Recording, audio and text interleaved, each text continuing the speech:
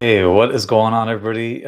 Brent Brutus on Baseball here with my first live stream of 2026, but not only 2026, my first live stream I've ever done. So, for whatever reason, this has been a format that I haven't really gotten into yet.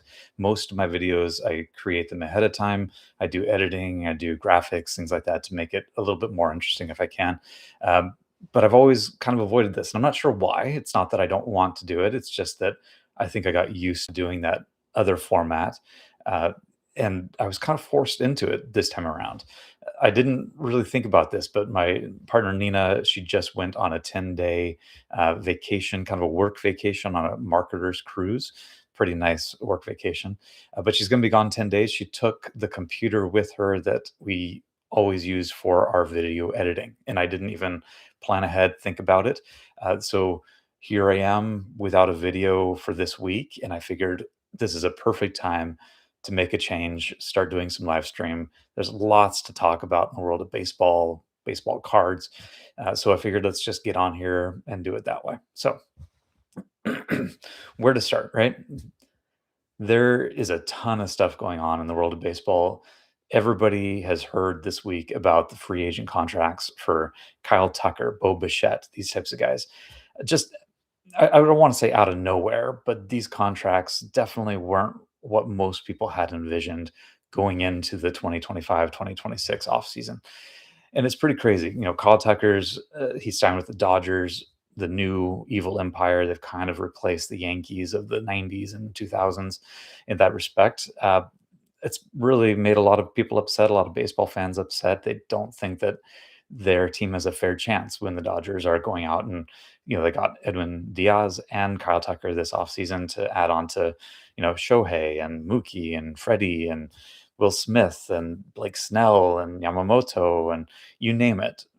They just seem to keep on going out and buying players, and their farm system's not that bad either. It's not that they're completely barren, so they still have guys coming up as well. So it's really fascinating to watch. And then Bo Bichette, there's a lot of people hoping he would go back to the Jays. Not many people thought he would. The Phillies apparently had a contract with him, 7 years, 200 million. And when the Mets lost out on Kyle Tucker, they decided let's shift gears and go get the next best bat that we can find. I'm not sure how Bo Bichette fits into their lineup, sure, but not their defensive lineup. So that'll be really interesting to see how they balance that out. Do they trade a couple guys? What are they going to do to make it all work? But they went out and got Bichette, 3 years. I think it was 126 million. So again, way more than most people thought Bichette was going to get. And a lot of people thought that Bichette might not get a long contract, but even though he still didn't get the long contract, he got paid way more than most people thought he would for a short-term contract. So it's fascinating. This is an indication that the landscape of free agency and baseball is completely changing.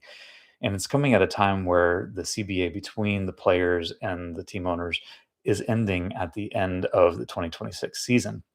And people are already speculating that this is going to be the cause of a lot more turmoil. The owners are going to want a salary cap. The players have never wanted to give a salary cap, but the Dodgers going out and signing all of these guys, there's got to be new rules around the salary cap. That's the way of thinking. And it may or may not happen based on these signings, but I think that if the Dodgers go out and play like they're going to in 2026, they make it to the World Series again, they potentially win for a third time in a row. I think that that is the way that things are just going to be changed for the CBA talks coming up.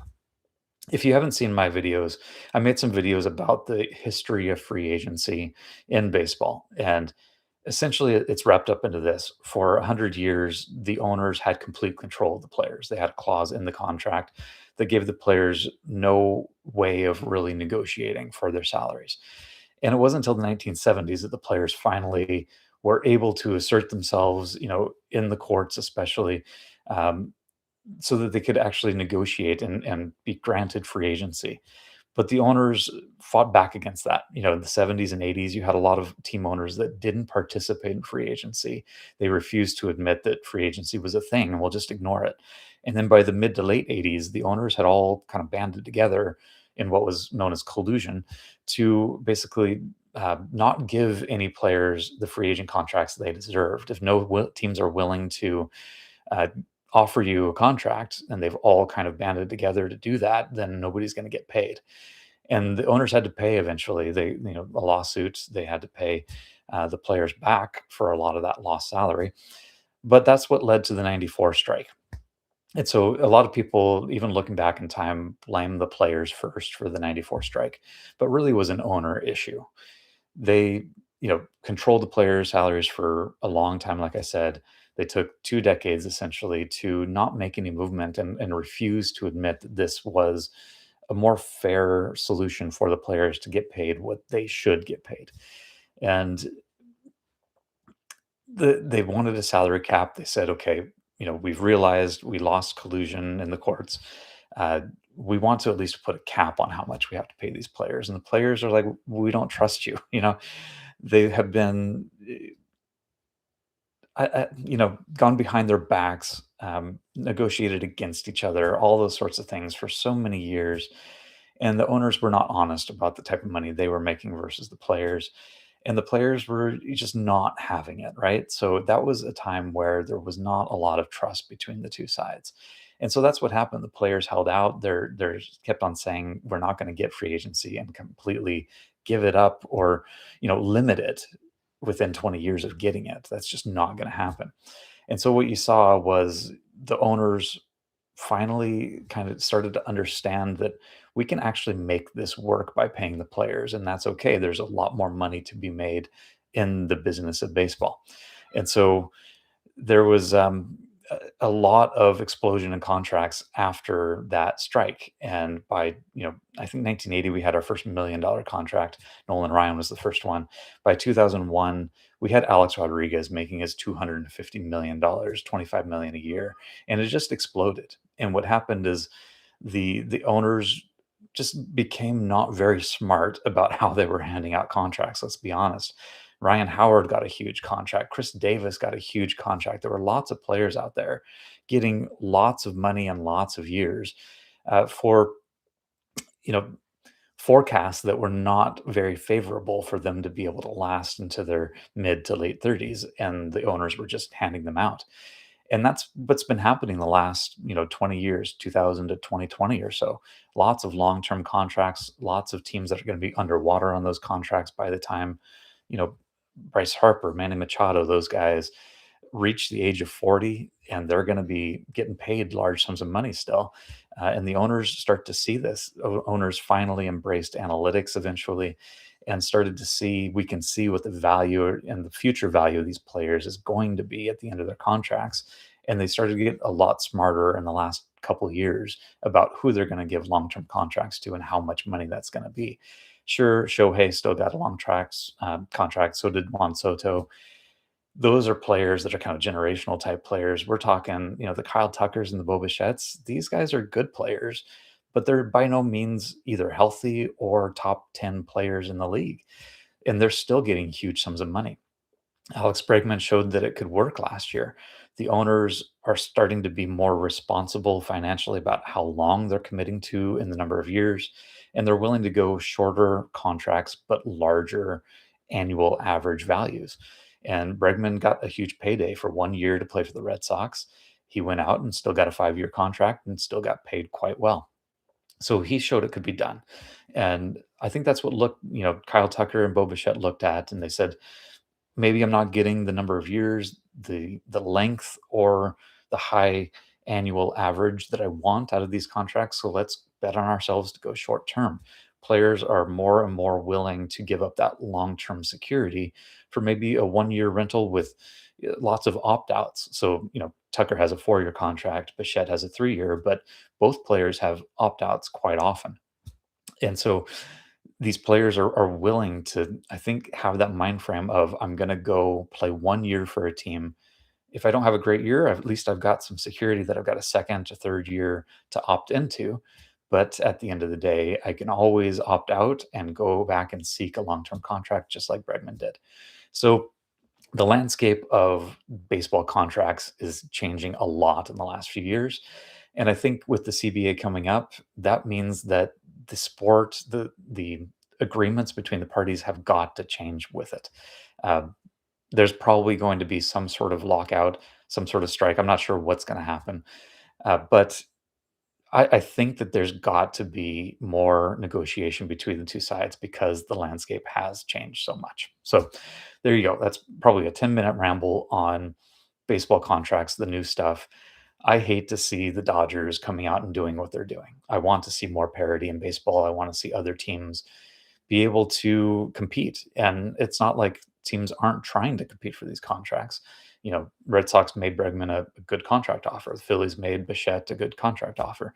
It looks like the Blue Jays just came out and said they offered Tucker 10 years, 350 million. That's a good contract offer. It may not be worth what the players want to be worth.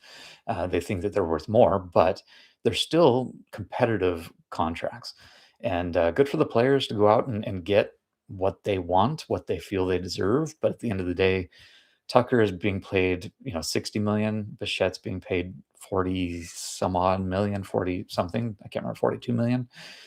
And these players are not the best players in the game. They probably shouldn't be paid this annual average value, but it is what it is. So something's got to go.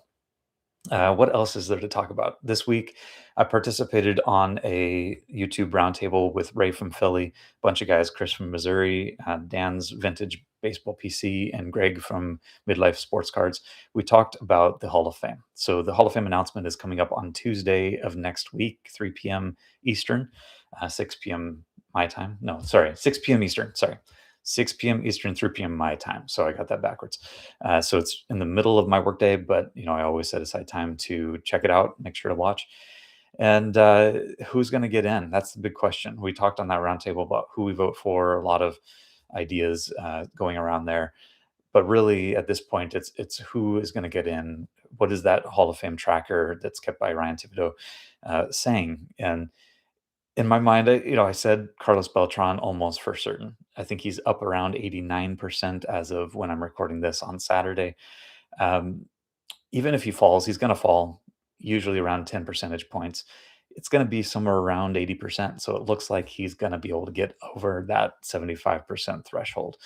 Yeah, I think last year he was 19 votes short. Last time I checked, he had made up 10 of those. He had flipped 10 voters that hadn't voted for him last year. And so that's halfway, and that's pretty much like 48% of the prospective vote was counted. So, it's looking like he's going to flip just the number he needs. But on top of that, all the new voters that have come in and released their ballots publicly have voted for him. So he's gotten 100% on all the new voters. So it's really looking like he's going to get in. Andrew Jones is the one that's a bit more on the cusp. We're going to have to wait and see a little bit what happens with him. He's, I think, hovering around 83, 84%. His typical drops will take him down to probably around that threshold of 75. So he could be either just squeaking in or just missing out, one of the two. It's going to be really down to the wire for him. If you look at the votes that he's turned, I think he was 35 votes short last year, and he's turned something like 12-ish, 15 maybe. So he's done all right in flipping votes, but not enough of a pace to be able to flip all the 35 that he needs. And in terms of first-time voters, I think he's getting around 90%. So still good, but not 100% like Beltran. So it's going to be down to the wire for Andrew Jones. I'm not convinced he's going to get in. If I still had to guess on Saturday, it's almost a week after we recorded the roundtable with Ray. I would still say that he's going to fall slightly short, but I'm not going to be surprised if he gets in. So either way, I think it's almost definite that he will get in next year on his 10th and final ballot. He's going to get so close this year. There's going to be guys that change their minds or give him that little extra push to get in his last year. So, and Buster Posey is going to be up for the first time next year. So that's going to be, I think, a guaranteed first ballot Hall of Famer after Joe Mauer's first ballot selection. So if Andrew doesn't get in, he'll go in with Buster next year, I'm pretty sure. So there's your Hall of Fame news updates. The other big news, I talk baseball cards on this channel. The other big news is PSA coming out. Lots of people have been talking about, sorry, not PSA, Collector's Universe has come out. A lot of people have been talking about that. They've made some statements about their acquisition of BGS and their ownership of SGC going forward. And I think they surprised a lot of people by saying that they were going to reinvest some energy into SGC. Maybe it got a little bit smaller, more boutique than they had hoped. But at this point, it seems like they want to pump a little bit back in there and really drive SGC to be maybe a vintage grader. Uh, Beckett, for the longest time, had BVG, which is their vintage grader, and BGS, which was their modern, ultra modern grader. And it's kind of fascinating to think about collectors. Is there a strategy somewhere in there to make SGC their vintage arm and PSA more of their modern to ultra modern arm of grading? I'm not sure. And where does BGS fit in there? They've talked a lot about BGS maintaining its own brand and continuing to go forward. I don't know if a lot of this is lip service because of the backlash that they've had or some pushback they've had around monopolizing the grading industry, reaching that 80% market share threshold, at least in sports cards. TCG, maybe not so much. So, but in sports cards, they've cornered the market. CGC only has about 20%, if I remember right, of the sports card market. So it's going to be interesting to see if they follow through with a lot of that BGS and SGC promises that they're making right now, or if it's just a bit of lip service. So I do think I've shared this before that BGS has a chance to maintain a little bit more of a separation and independence from PSA, from SGC. SGC has the vintage thing going for them. BGS has subgrades going for them, pristine, black labels, things that people, collectors still really want to see and have liked historically. They just haven't liked Beckett. And so now that it's out of the hands of Beckett and into collectors, maybe they'll flock back to BGS and start to grade with them again for those couple reasons. So it's going to be interesting to see. It's definitely made me pause on some of my thoughts for grading. I had, you know, the ideas of, do I continue with SGC? Do I continue collecting BGS? Do I switch over to CGC? And now with the acquisition of BGS, it's made me definitely pause and think, maybe I don't, you know, completely liquidate what I have in BGS and go to CGC, because I was having those thoughts, but maybe I stop. I think I'm still liquidating some of the, you know, the sub grade, Mint Plus Gem Mint cards. So I'm talking cards that have three nines, or sorry, three nine fives and one nine. That's kind of a subpar gem mint grade. And so I'm kind of thinking I'm not buying any more of those for certain, and maybe I still continue to liquidate those and go CGC. I have to say that as I've explored CGC more, I love the slabs. They just look fantastic. And so that's gotten me thinking a lot more about CGC anyway. But I definitely don't want to keep collecting four different grading companies. Like, that's way too much. I like to diversify so I don't have all my eggs in one basket. As I've said many times, PSA, I'm not a PSA fanboy. They're probably the least favorite on my list for a number of reasons, from turnaround times to cost to consistency, grading accuracy, customer service, like all the reasons why you like working with somebody. I don't like PSA for all those reasons. I loved SGC, and I'm starting to really like CGC a lot more than I thought I would. So it's going to be fascinating to see how all that plays out. I'm pausing just a little bit to see what happens, but at the same time, I am still looking at CGC more, I think, right now than BGS, and even SGC. I've completely, not completely, I've really slowed down in my buying of modern to ultra modern SGC cards. Anything after 2000, I really am thinking twice about whether I want to own that in SGC, because I do think their future, from collector's perspective, is in vintage. So I don't know if those, um, the market share and the value of SGC cards are going to hold up for modern cards. But I still am looking at vintage SGC. I'm not shying away from it all. So with that, the last thing I wanted to do in this first, my live stream, was to share a little bit more of my mail day. So typically I have shared cards that I picked up recently. I figured this would be a great way to do that. So when I come on and do a live stream more often, I'm hoping at least once a month, to start with, and then we'll see. I'll pick a time today. I just did it on a Saturday because it was easiest for me to get out here while everybody's busy. The kids are off doing their things, and I just wanted to get here and try it. So, I wasn't expecting any people to show up, any interaction, but I'm going to post this and we'll see. I have feedback from you. Put it in the comments once this is posted. If you watch it, to let me know what times work best and how you like to interact. So maybe weeknights. But anyway, mail day, just to share a couple things I'm picking up. So the first one, I picked up a card that I did not have. This is a Justin Verlander. Got to see how it works best with the camera and the lighting. But this is an Upper Deck Trilogy rookie card, PSA 10 card that I did not have yet in the set registry for Justin Verlander rookies. So it's a good time to pick up Verlander. He is, toward the end of his career. This is exactly what I'm targeting guys for like that. The next one is a Chipper Jones. This is a 1990s insert card that I love to collect. A 1997 Topps Gallery Photo Gallery, Chipper Jones PSA 10. I love these cards. They're kind of stadium club-esque in their photos, and I think that they just look great. 1997 Topps Gallery actually has a lot of great insert cards. The Peter Max, the stained glass ones. These are kind of an overlooked insert card from that set that I love. So they're hard to get new boxes of because they're so expensive because of all the great cards that are in there. But these are ones that I think people open up and they kind of set them aside. But I love these cards. I love the look of them. So got that Chipper Jones and PSA 10. This next one is amazing. I love these cards. The Topps Micro. They're not something that people see very often. Sorry, that glare. People don't see them very often, but they're just cool. They came in these little mini boxes, and they're these little mini cards, and I don't know why they made them. They're kind of strange, an oddball thing from my collecting days as a kid that I still remember.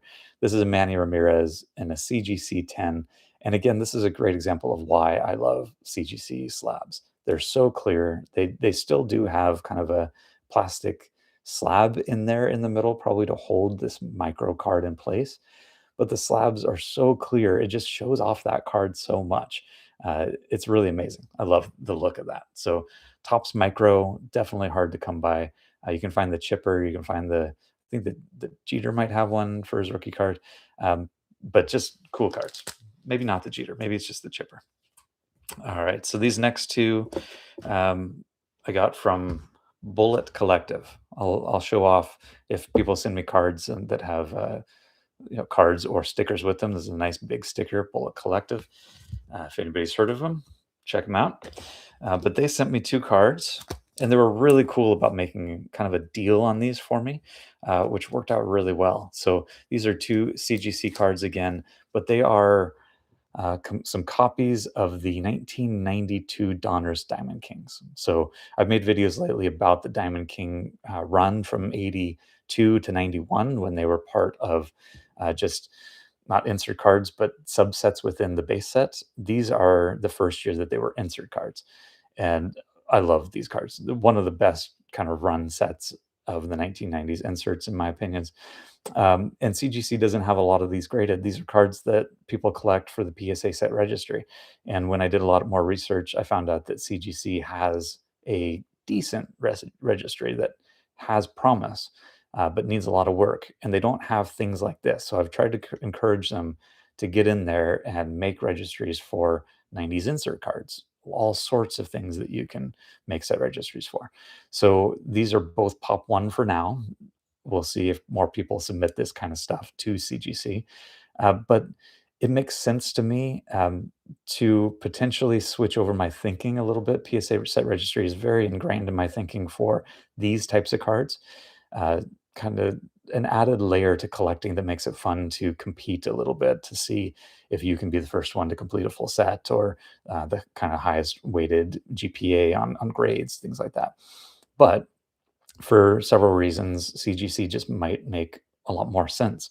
If their set registry is built up and looks good, they're cheaper. This is like $13 a card with their membership. And the memberships they have deals on them. They're not that expensive. $13 compared to PSA. You can't do bulk submissions as a non-member, so it's like $22 a card at the end of the day. So it's cheaper to send these in. If you don't get tens, it's not as big of a hit. So we'll see. I'm continuing to think about CGC, PSA, all that kind of stuff. There's at least some options that CGC has created, depending on what PSA does. And let me just show you this real quick. When you look at these two cards side by side, you've got a Diamond King from CGC, and you've got a Photo Gallery from PSA. Which one looks nicer? The flip just looks so much nicer. The black and white, it's just nicer, I think. And then the slab itself is just way more clear on the CGC. So I'm starting to witness those things and ask the questions of like, why are we sticking with PSA? Why do we keep on sending them millions of cards? And I know it's because of resale value, but really sometimes we gotta take a moment and ask the question. All right, last card, and then that's going to be it for my first live stream. So this last one, a really great pitcher that if Felix Hernandez continues in the trajectory that he is for the Hall of Fame voting, he's up in the high 50s. He'll probably finish somewhere in the 40s in only I think his second year on the ballot. It's really showing that voters are starting to rethink how we evaluate starting pitchers. And he only has 169 wins career, I think. So he was just dominant. And another guy that was dominant, that if guys like Felix gets in, if Cole Hamels continues to get a lot of votes like he has been, Mark Burley, if we rethink those types of pitchers, we've got to rethink Johan Santana. So Johan Santana was a beast of a pitcher for a good, 3, 4, 5 year period in the mid 2000s. By the time he went to the Mets, he was kind of a shell of himself. He had a great year with the Mets, started to get injuries. He pitched a no-hitter where he threw like 130 pitches, and it was the first no-hitter in Mets history, I think. And after that game, he really was never the same pitcher. So great moment in Mets history, great moment for Santana, but you got to wonder, like, was that worth it for him? I'm not sure. But with or without that, he was the top pitcher, at least top two pitchers in the league from 2004 to 2008, 9, something like that. I may not have those years perfect, but a couple Cy Youngs and a couple more top 5 Cy Young finishes. So very cool. This is a card that is just incredibly hard to find. It's a 2000 Pacific Invincible, not something you see very often. And I saw this for a while sitting on eBay. It's a BGS card, and I was steering clear of BGS, like I was saying, and I wasn't willing to pay what they were asking for it. It's got great subgrades, 3.95s and a 10. And eventually when the acquisition happened, I made an offer that was similar to offers that I made before and been turned down. But I just figured this card's been sitting there for years. I think it was literally on eBay for 2, 3, 4 years. Let's try again. And he accepted it. So picked up a card. I don't have any of these Pacific Invincible, one of the ones that you don't see very often, and really happy to add it to my collection. BGS, who knows what's going to happen with them, but at least I know the upgrades are high quality. So maybe in the future, I can actually flip that over to something depending on what happens with BGS long term, based on what I discussed earlier in the video. So there you go. That is my mail day. And that's it for me. I talked about free agency. I talked about Hall of Fame. I talked about BGS and SGC announcements. We'll see what happens. Let me know if you like this idea, if you want to see this more often, once a month, once a week, what the thought is. And it's actually easier for me than I thought. So I can come and talk a little bit more about ongoing events and do my produced videos about baseball history in between. So with that, take it easy. Keep talking baseball. We'll see you around.